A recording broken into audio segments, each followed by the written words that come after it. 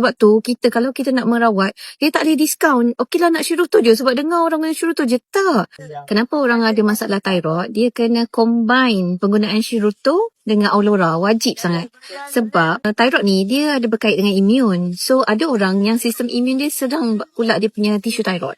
So, tisu thyroid tu dia merosak dan dia meradang. Jadi, kita nak kena tenangkan dia punya keradangan tu. Nak tenangkan dia punya sistem imun tu.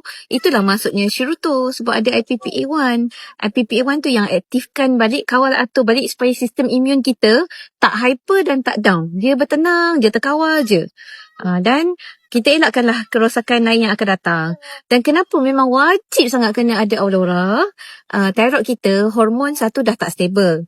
Dan kita punya organ thyroid itself dah makin meradang dan dia macam makin merosak lah sel-sel tisu dia. So, Aulora ni bila kita letak dekat leher, bila kita pakai dekat badan kita, pakai pants atau letak socks atau letak scarf dekat leher kan, dia boleh melancarkan aliran darah dekat kawasan thyroid tu. Bila aliran darah lancar, bukan sahaja boleh baik pulih organ tu, tapi kita punya nutrisi pada syurutu tu lagi mudah nak sampai ke organ-organ thyroid tu. Dan juga oksigen lagi dalam darah lagi lancar nak sampai ke organ thyroid tu. Jadi dia boleh bantu pemulihan organ thyroid tu dan juga kita punya hormon thyroid. Hormon thyroid macam mana pun nak kena stabilize. Dan far infrared dalam Aulora, far infrared ni memang dah terbukti dah. Dia akan balancekan semua hormon. Sebab tu kalau kita nak merawat, kita tak boleh diskaun. Okeylah nak syurutu je sebab dengar orang guna syurutu je. Tak.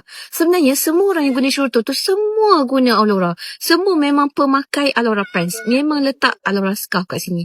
So kalau kita nak betul-betul lah nak bantu diri kita dengan banyak lagi, bila thyroid ada banyak lagi simptom lain. Memang kita kena pair syurutu dengan Aulora sekaligus. Tak boleh diskaun. Jom cuba syurutu hari ni, hubungi Kila kat sini.